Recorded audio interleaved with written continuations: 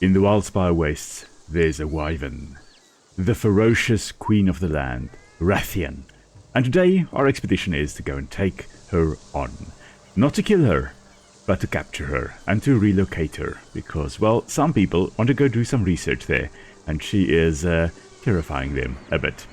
Hello there everybody, my name is Will and this is An Ecologist Plays and we are back in Monster Hunter World. And as I've just mentioned, we are heading over to the Wildspire Wastes because, well, there is a Rathian there that we need to go and try and capture. And of course, along the way we will be discussing the ecology of that amazing creature and anything else we find along the way. So come with me on a bit of an adventure to the Wildspire Wastes. The quest we are doing is this 4-star optional one, Royal Relocation, and the completion of this quest will allow us to grow a whole bunch of new things with the botanical research, including parashrooms, which I do need for my tranquilizer bombs. So, let's take this one on. But before we do that, just a note on what I have equipped. My Palico over here has got some Anjanath armor, I do believe, as well as the Deathblade there to do some dragon damage. I myself have also got my Dragonbone Cutter 2, so that's some more dragon damage over there because Rathian is vulnerable to dragon damage. We also of course have a bit of fire resistance with the Rathalos Helm, Rathalos Mail and the Rathalos Vambraces over here. So we're technically wearing parts of the Rathian's mate as armor, but no, that's alright. We also have the Death Stench Bowels here, which will increase our dragon attack by plus 30 as well. And we also have the Gala Suit Slacks equipped, because that is going to give us a bit of damage resistance. We also have Fire Charm 1, because, you know, resisting of fire, very, very important. And of course, our Ghillie Mantle to allow us to escape, or to sneak up to Rathian to have a good look at her. So I guess that is it, nothing else to do. Let us head on out, shall we? Alrighty, here we are. Now important, we also should have antidote. We do have 10 antidote on us, as well as 5 herbal medicine. We're also just going to take the extra stuff over there. And then, let's head on out. So the Rathian can occur in 2 biomes in the New World. We can have one in the Ancient Forest, which is actually prime habitat for it.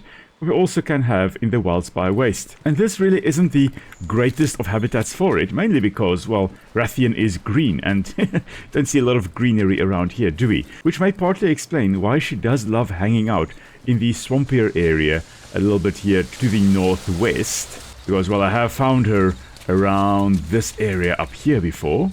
And indeed, Rathian footprints. And there she is. Oh, there she is. Let's just quickly look at her, shall we?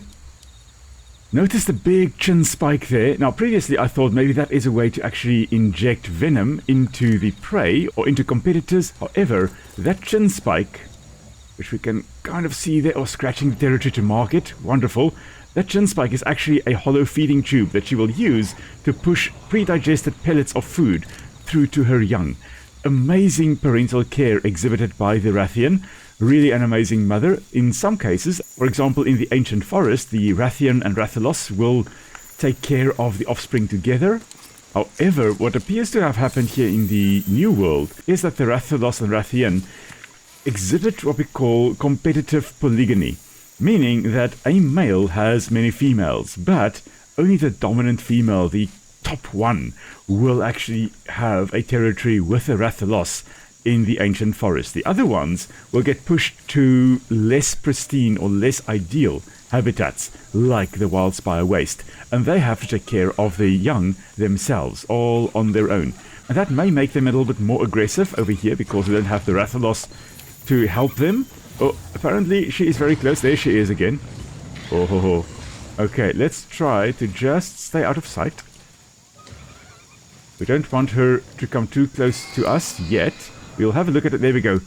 There's the face. Notice that chin spike. Oh, okay. But we also have all over her body and her tail are barbs as well. The dark green, almost black barbs that's sticking off the body. There we go. You can see them quite nicely there. Those will contain venom, making the Rathian here quite or almost invulnerable to attacks from above, which is absolutely magnificent. And she's going to come straight past. Thankfully ignored us as we are just kind of standing here doing our own thing. She most likely will be back in a flash, and then we most likely need to get ready to actually take her on. I have never fought the Rathian. This will be a very, very interesting fight for me. The Rathian is apparently more ground-bound than the Rathalos. The Rathalos being a better flyer, the Rathian having stronger hind limbs, being a little bit more terrestrial. Amazing that there is such clear sexual dimorphism between these two almost said species, because, well, they kind of do look and behave very much like different species.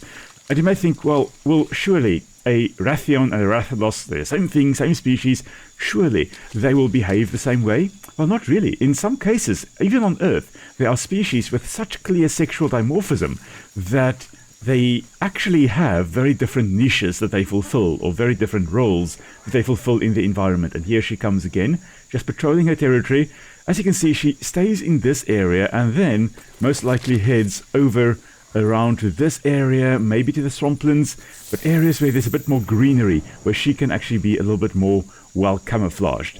But there are, for example, some lizards, there are some anolis lizards, for example, where the males and females are so sexually dimorphic that they actually will have very little overlap in niche. And that is most likely what we see here with Rathian and Rathalos, where even if they do occur together in, for example, the ancient forest, they actually will be hunting different things. The Rathian will be taking down smaller prey on the ground and will be stalking their prey most likely on the ground. I mean, whenever she lands, you can see she immediately just starts walking. Whereas I feel like Rathalos would actually start flying through the area rather than walking along the area. And Rathalos will then most likely be taking down the prey by swooping down from above to actually impale them, grab them in their claws, and dispatch of them, possibly by taking them up into the air again and then dispatching them there. Whereas Rathian will be dispatching the prey on the ground. Will do most of their hunting, in fact, on the ground as well. Now we are just going to wait for her to come back, and then we are going to try and take her on. The thing is that she will have venom in her tail. We do have to be careful of her venomous barbs. I'm just going to eat a well-done steak over here, just increase my stamina a bit. I'm just going to keep the antidotes handy as well already, because, well, she most likely will inject some venom into us. Now, the thing is, we could get rid of the tail, we could try to chop off the tail, and that will prevent her from actually damaging us at all with venom, because as far as I recall, the venom gland of the Rathian is actually in the tail itself, and it is quite low down in the tail, at least in the New World. In the old world, apparently, it was close to the base of the tail, so the Rathian could still damage you even if you did chop off her tail. But the New World Rathian, apparently chopping off the tail negates that or prevents that damage from happening, or her being able to inject you with venom. Now, we are not going to intentionally do that, but if it does happen during the fight, then that is just the way it is.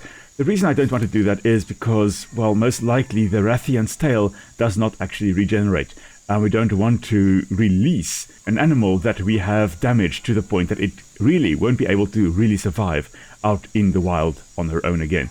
So we don't want to chop off her tail. If it happens accidentally, well, that is unfortunate, but we are not specifically going to target the tail. As you can see, she is currently up there in the northern parts of the swamp, heading over to that section over there, and hopefully then she will come, and most likely she is actually walking, because that is quite a slow pace that she is moving at, and then hopefully she will come down to this area and we can actually start the fight with her. Most likely will come over that rise very, very soon, and when she gets close we are going to, of course, try to attack her. There she comes, walking through. Being more terrestrial allows her to actually do quite well in denser thickets like this section over here, and of course the ancient forest as well. Rathian, you beauty. I don't really want to take you on, but you know we are going to have to, because we need to relocate you to allow the researchers to do their thing. Beautiful. Oh, and there she goes again. Ah, man, okay. Okay, she is hungry, it seems, so she's probably gone off to go hunt something. I should actually have taken her on when she was here. However, where is she? She is... Oh, she's hunting. She is hunting over there in the swamps. In the delta area over there. Most likely taking out Apsaros. Apsaros would be great prey for her.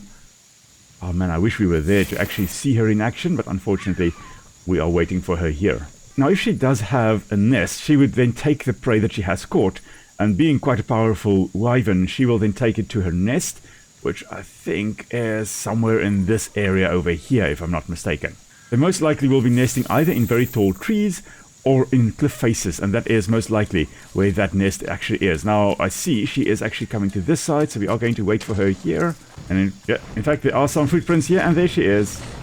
Hello. Hello, Rathian. ignoring us for now. However, that is about to change. There we go. Now we have to be careful. Okay. She will most likely try to inject venom into us with her tail. Unlike the Rathalos, which has the venom glands. There we go, the tail flip. That is the way she will inject venom into whoever is attacking her. Oh, there we go. Indeed, indeed. Okay. Now, unfortunately, we have been poisoned. And there she does that flip again. Oh. Oh man, this is a beautiful creature. It seems like she's got quite stubby wings, which is perfect. I mean, that is exactly what you would expect from a species that is adapted for life in the forest. Come on. There we go. And now we are just going to, of course, play whack-a-mole here.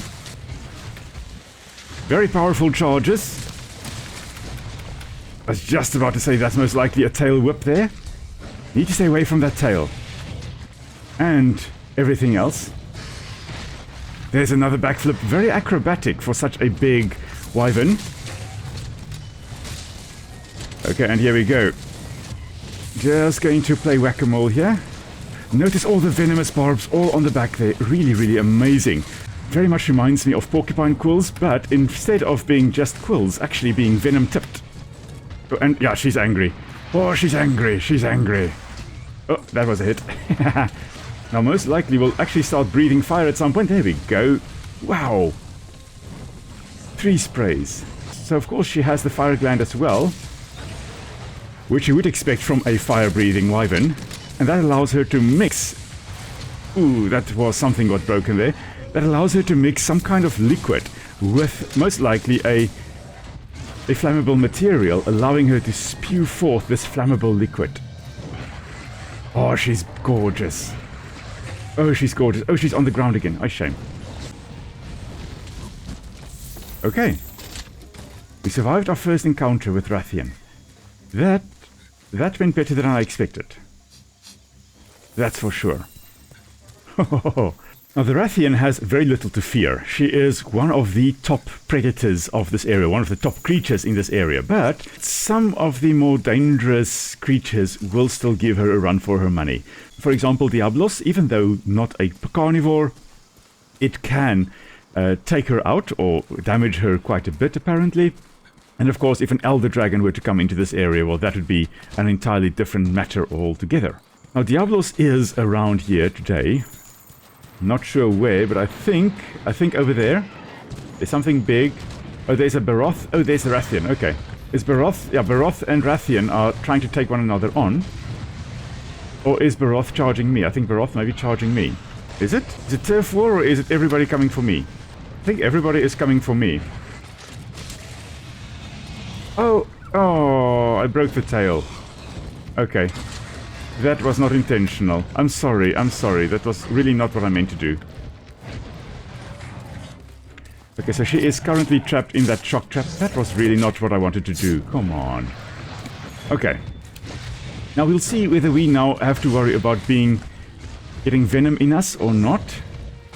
In theory, we should no longer have to worry about the venom, because a venom gland is located in that section of the tail, rather than at the base of the tail as in the old world Rathian. Very, very sturdy legs. Difficult to knock her off her balance, it seems. Now, just because she is not as airborne as her male counterpart doesn't mean that she doesn't use the aerial advantage that she can have over a complete terrestrial prey or competitor. As you can see, she does do quite a few swoops. She is still quite agile. She just is a little bit more agile on land. But she is very easily blinded, which does give us the opportunity to do a bit of damage to her. Wow. Wow. That's all I can say. Is she injured? She's already injured. That means she most likely will head to her nest. That went well. So let's head on over to where her nest is. Okay, there she is. Where is she heading? I could have sworn she would head to this area over here. Okay, I think she is heading where I thought she would be heading. Yes, indeed. Okay, so we are going to the cliff face over here. There's a big opening over there. There she is. She's limping towards her nest. Oh, we'll talk about this nest and all that in a moment. Just going to first capture her. There we go. And there she is. Oh. Okay. So, really nice that we actually did manage to catch her instead of actually killing her. I'm glad we can translocate her. I am worried about that tail, though. I am slightly worried about that tail. I'm on my way to go look at that nest of the Rathian. However, I realized I've never actually tried to catch these big spiders in the nest, and there we go. A vaporonid. Ah, that is brilliant. An ancient forest spider that spins webs larger in size than humans. So that vaporonid there, very similar to an orb web spider, which, oh, we love them. We have a few here in South Africa as well, a few species. I just absolutely love them. All right, now, if we want to get to the Rathian nest, I do believe we need to run a little bit more to this side. And yes, then we go down here. Alright, so here we go. This is actually really a brilliant place for a nest for such a big wyvern. I mean, we've got an opening over here that the Rathalos, if it were to be in this area, which it isn't, but if it were to be in this area, it could fly in here. The Rathian can also very easily fly in from above or from there, or can come walking along as she did. Having been wounded, she came walking in from this side as well. As you can see, the tracks down here as well. Interesting, the Rathian has less well-developed talons than the Rathalos, than her male counterpart. And that's because she does spend a lot of time on the ground, running around. So sharp talons would very easily just be ground down and become quite blunt. It wouldn't be an effective weapon. But she is well armored. She has very strong hind limbs. She is a force to be reckoned with on the ground. And she, of course, has those wings that does allow her to fly a bit as well. But the Rathalos really being king of the sky, and she then being queen of the land. Now we can also see here this weird puddle, very, very oily in appearance. And I do believe there are a few of these puddles, yeah, all over the place. Yeah, two more over here as well. These oil slicks are most likely due to the decomposition of organic matter, because what happens is the Rathalos and the Rathian, especially the Rathalos, will bring a lot of organic matter to build these nests here. And you can see quite a few skeletons of, well, previous prey, I guess, all over the place. There's a nice vertebral column over there. There's a bunch of vertebrae or tail, maybe a tail. Yeah, I think that's maybe a tail over there. There's a rib cage around here somewhere I saw as well. Whole bunch of skeletal parts. There we go. There's a rib cage down here as well. So the organic matter here does decompose, and apparently in the process of that happening, it releases this tar-like, sticky, oil-like substance. And you see this quite a lot in the Rotten Vale as well, with the decomposition of organic matter resulting in these oil slicks basically forming. But that is highly flammable, and it is possible that the Rathlings, the baby rats, actually use these to practice their fire breath as they develop the flame sack to then kind of hone their skills. And you can see here the prey that was brought to the nest. It also appears to be quite small prey. So even though the Rathlings will be fed by the Rathian, through that hollow feeding tube with a spike in the front of the mouth, they also at some point need to learn how to hunt. And you'll find a lot of predators teach their young to hunt by bringing them small, more vulnerable, less aggressive prey. And it's very possible that the Raths here also bring maybe some unfortunate hunters, maybe some unfortunate civilians, maybe just a whole bunch of smaller prey items to the nest here, so the Rathlings can practice their hunting and their scorching and all those lovely things. So yeah, we see that with lions, the mothers will very often, and cheetahs and leopards, whole bunch of predators, the parents will bring smaller prey to the young so they can practice and hone their hunting skills.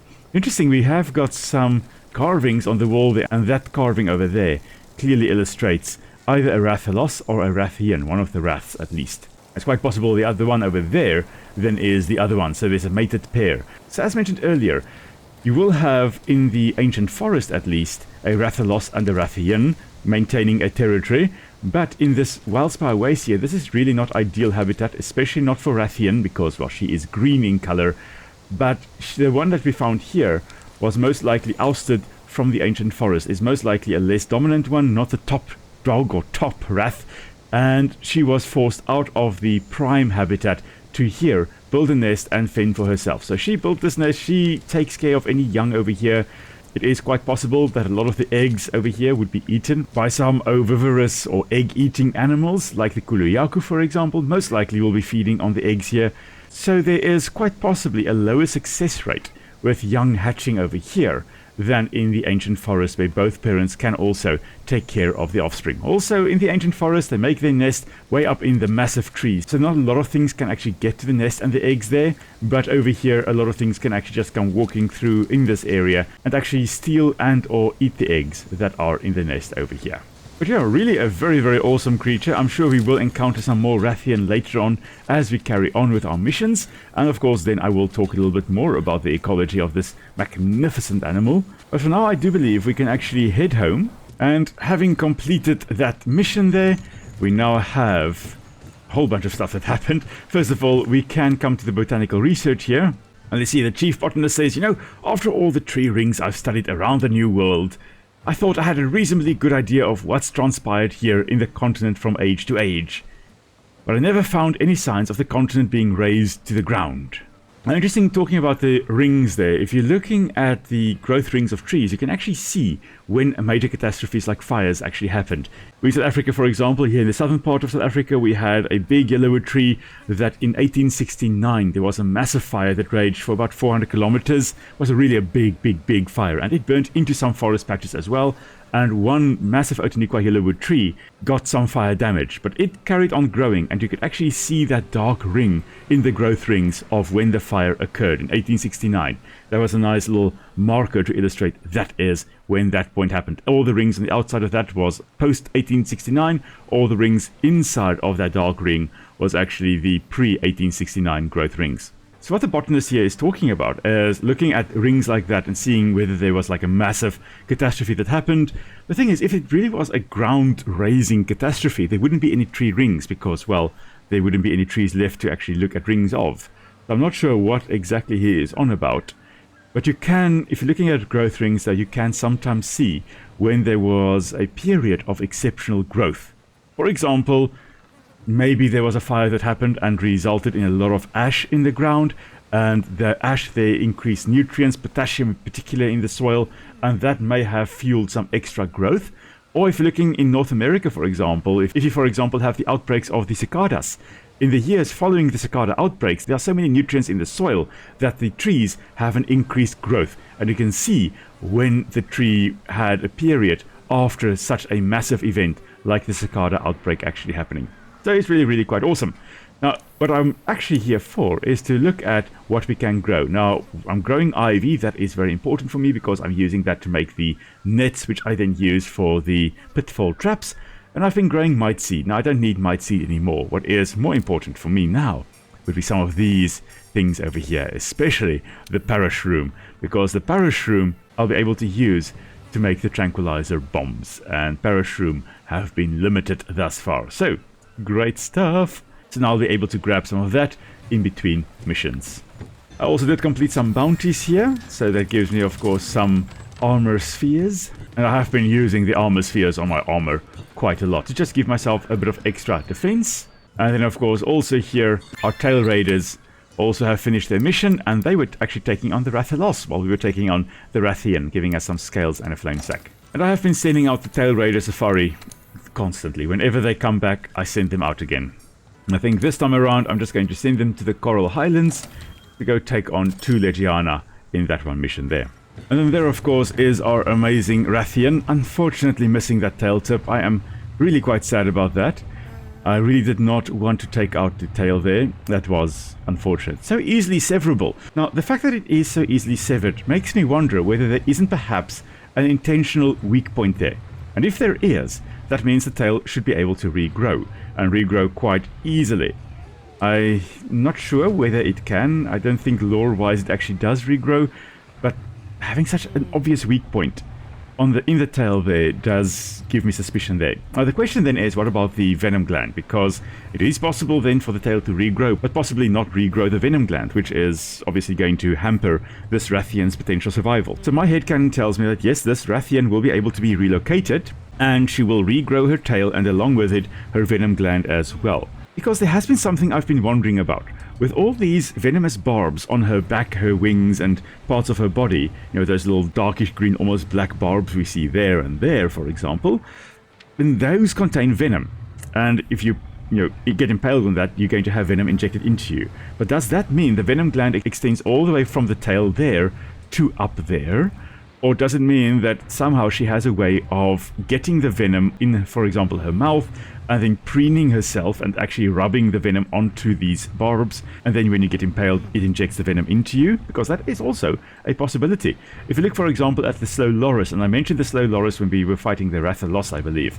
The slow loris has a gland on the underside, in its armpits, in essence, that when it licks it with its mucus, the compounds in the gland mix with the mucus, and that produces a poisonous or venomous compound.